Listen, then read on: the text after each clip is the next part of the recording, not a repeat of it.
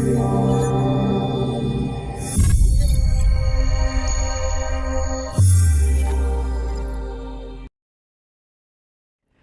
guys, how's it going? Did you know that learning to paint is actually easier than you may think? With my method, you're going to transform a blank surface into a fun painting of your pet, and you're going to learn the basics of painting. You're going to realize that you are actually more creative than you've given yourself credit for. In the last video, I introduced you to the Lovejoy method to paint your pet. If you have not watched that video yet, I do recommend that you check it out and see the steps that you will be learning. It's going to be a whole new way to admire your pet. Now, let's talk about how you can get started to get the best results for starting to paint.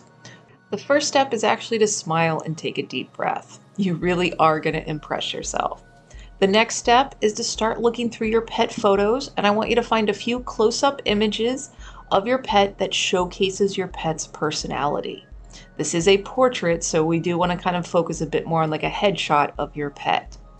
I want you to also look for good lighting. When you look at your pet's fur, I want you to notice if you could see a dark space and a light space in your pet's fur. We will go more in depth on how to assess looking at that in the video or in the course. I know you likely have hundreds of photos of your pet, so it is best to actually start sooner rather than later so you can narrow it down to 3 or 4 photos of your pet. Once you have narrowed down your photos, let's go over a few quick edits to make so you can make your composition really pop. All right, so for editing your pet photo, you can crop and zoom in close to your pet's face because again, this is a portrait that you're painting.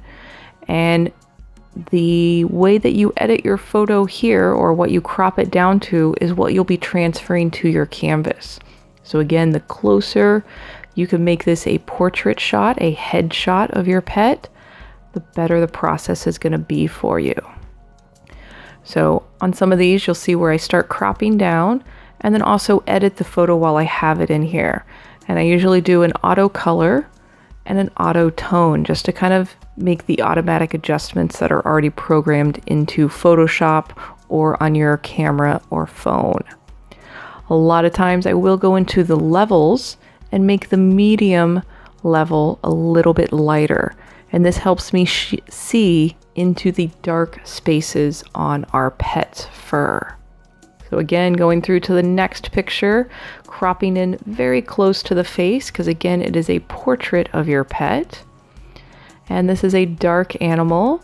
So you do want to kind of photograph your black and dark animals in natural lighting. Doing the auto tone and auto color, and on the levels, definitely making that middle level lighter. So that way I can open up and lighten up some of that space on the left-hand side of this dog. So you can see where it turned really dark and then making it a little bit lighter. Again, this helps as you are going to be looking for your value shades when we get into the painting process. Now, as you're cropping your photo, you've got a couple options. You can make it a portrait shot or a landscape shot like this, which is long. I don't tend to go those directions just because portraits are generally done vertical. And again, you want to crop it to what is going to be a good composition, still focusing on the face and head of your pet. Again, feel free to play around with the options on your device. You can always Google, how do I auto-correct or auto-tone, and then write your device in there. You can always Google that, and there are tons of videos and step-by-step options for that. Don't feel like you have to do too many crazy edits. If it's already a really good photo, you don't have to do much to it. And this is kind of a nice little skill that as you kind of play with your pet photos, maybe try some edits on your other photos that you take every day. This will just, again, help make that photo pop. All right, so I'm going to let you in on a little secret. Once you finish your first pet portrait, you're going to want to paint your second and hopefully a third pet portrait. This does become a healthy addiction. So those extra photos will come in handy. In my Paint Your Pet course, I will logically and simply walk you through each step And before you realize it, you will have painted your pet and you will feel refreshed and relaxed, and you'll be smiling and again, very proud of yourself. When you look back on your progress photos, which I will recommend that you take while you go through the process, you're going to witness your own magic, your own evolution. And like I said earlier, a bit of a warning, painting does become an addiction, especially as you see through the visual documentation, your skills grow and evolve. It's really exciting. In the next video, I'm going to show you the magic of how to create a 3D image on a 2D surface utilizing the value scale. This is a very simple foundational art skill, and this skill is something that you can utilize in any future creative projects.